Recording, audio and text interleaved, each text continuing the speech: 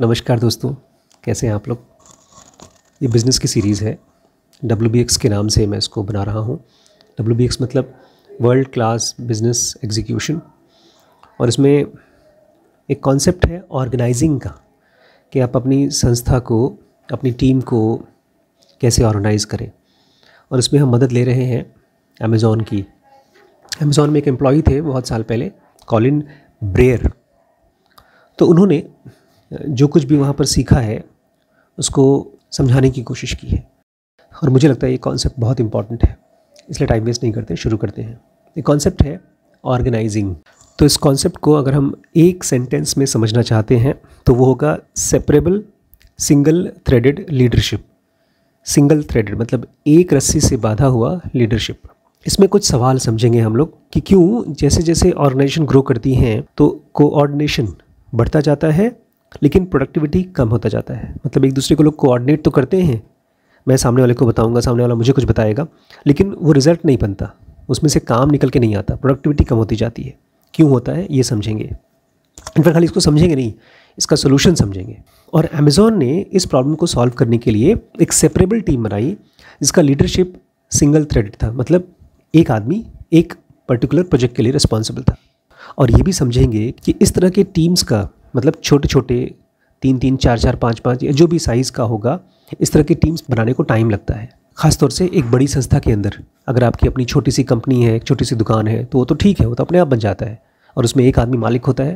जैसे लोग कहते हैं ना, गद्दी पर मालिक बैठा है तो काम अच्छे से होगा, लेकिन वो छोटी संस्था में होता है। लेकिन एक बड़ी संस्था में इसको बनाना मुश्किल काम होता है, जो कि अमेज़ॉन ने किया। यहाँ पर एक चीज़ और समझेंगे कि कैसे हम अनटैंगल करें। उलझन नहीं होती, जो धागे होते हैं उलझ जाते हैं, फिर उसमें गांठ आ जाती है। ऐसे बिजनेस में भी टैंगल्स होते हैं, उसको बोलते हैं डिपेंडेंसीज।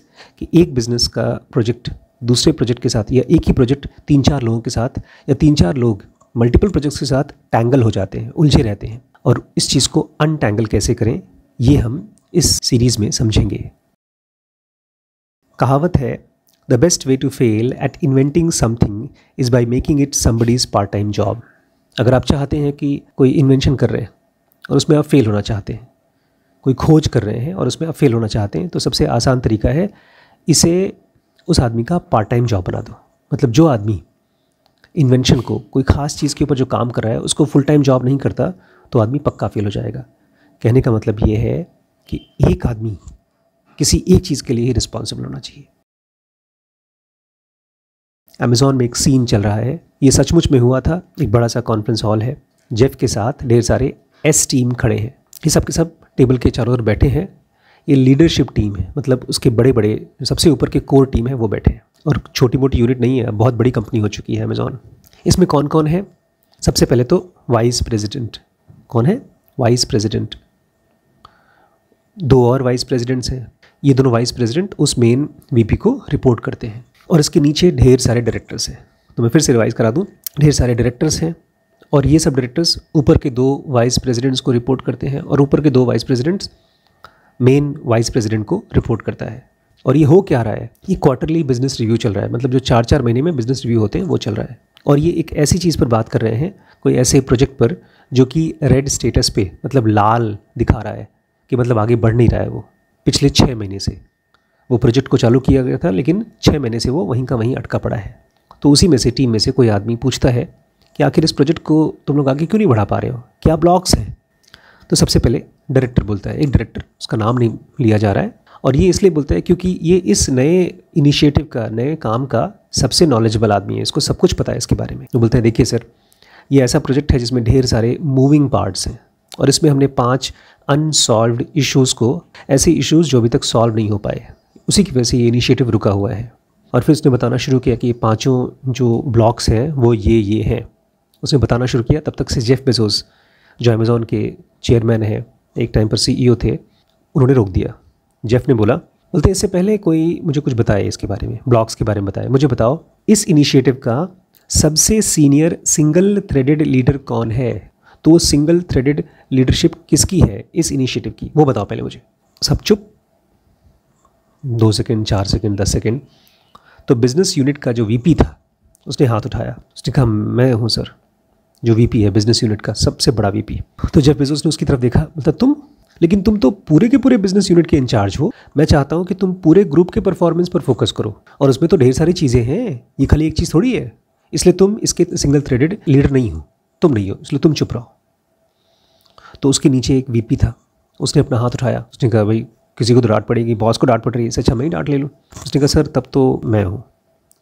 तो जेफ बोलते हैं अच्छा, इसका मतलब तुम और तुम्हारी टीम पूरे दिन इसी चीज़ पे काम करते हो और कुछ काम नहीं तुम्हारे पास? उसने कहा सर मैं तो नहीं हूँ, इसके ऊपर, इस इनिशिएटिव के ऊपर, इस प्रोडक्ट के ऊपर कौन है जो फुल टाइम काम करता है? एक हमारा प्रोडक्ट मैनेजर है, लेकिन वो भी खाली इस पर नहीं काम करता, वो मल्टीपल चीज़ों पे काम करता है। फिर एक बड़ा इंपॉर्टेंट क्वेश्चन पूछा।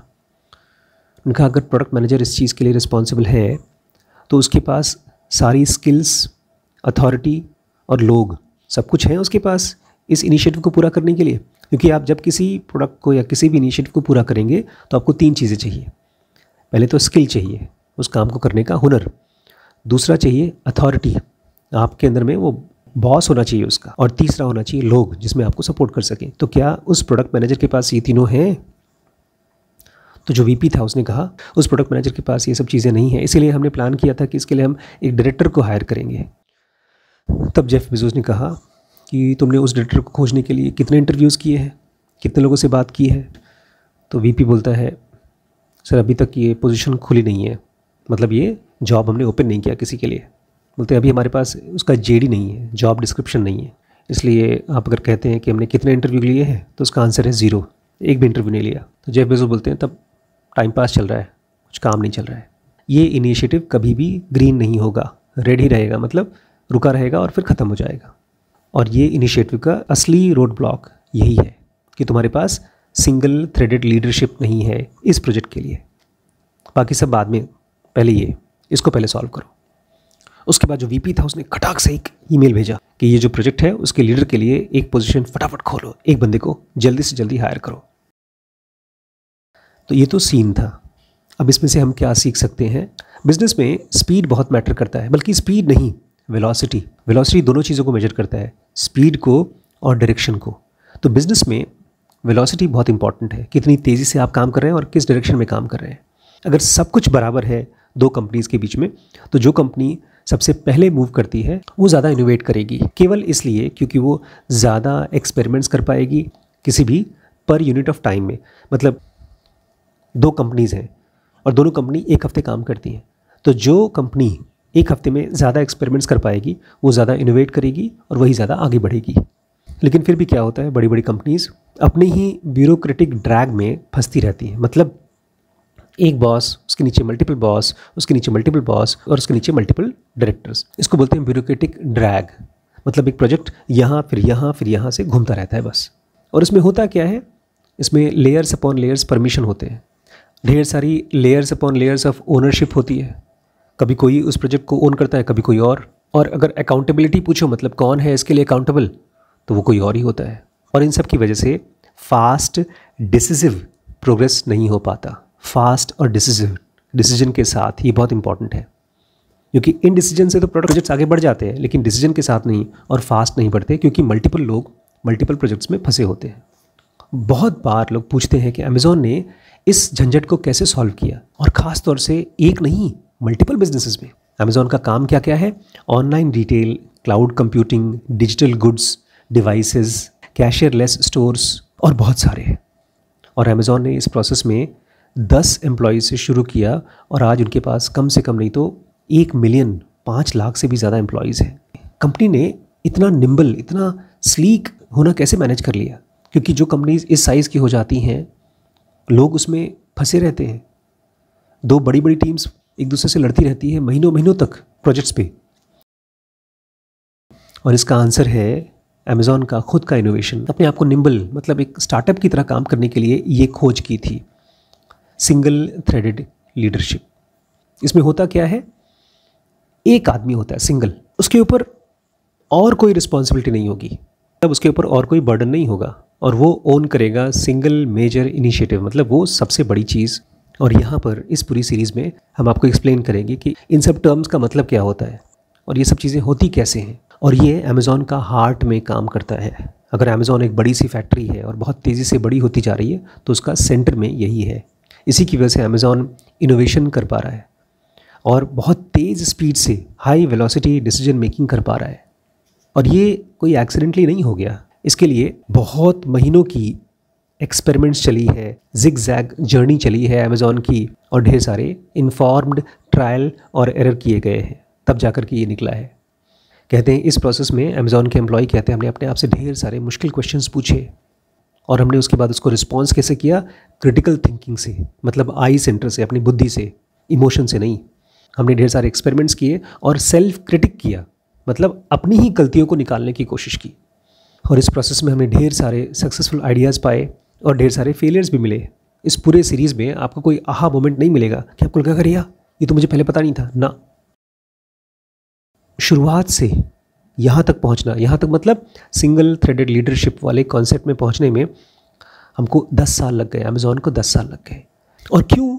क्योंकि सबसे पहले हमको खुद को, मतलब इन एम्प्लॉयज़ को अनटैंगल करना था। हमारे सॉफ्ट का आर्किटेक्चर ऐसा था कि सब झोल झाल था, यहाँ से वहाँ, वहाँ से यहाँ था। इसके साथ साथ हमारे ऑर्गेनाइजेशन का स्ट्रक्चर भी ऐसा था कि एक आदमी मल्टीपल प्रोजेक्ट्स को लीड कर रहा है और वो मल्टीपल के लिए रिस्पॉन्सिबल है, इसलिए किसी को भी रिजल्ट नहीं दे पा रहा है। क्योंकि अब 10 साल में अमेज़ॉन काफ़ी बड़ा हो गया था। और फिर बोलते हैं अमेज़ॉन में हमने दोनों को, अपनी ऑर्ग चार्ट को, अपनी कंपनी के स्ट्रक्चर को और अपने सॉफ्टवेयर आर्किटेक्चर को, दोनों को स्टेप बाय स्टेप रिप्लेस किया, ताकि हमारा सिस्टम ऐसा हो जाए जिसमें बहुत रैपिड इनोवेशन हो सके। आमतौर पे ऐसे सिस्टम्स लोग सोच के नहीं बनाते। शुरू से ही अमेज़ॉन में ये था कि हमको बहुत तेज़ ग्रो होना है और बहुत इनोवेटिव कंपनी बनना है। तो अगर आप भी ऐसा ही कुछ सपना लेके चल रहे हैं अपनी कंपनी के बारे में, तो ये सीरीज़ आपके लिए बहुत इंपॉर्टेंट होगी। कल और पढ़ते हैं। नमस्कार।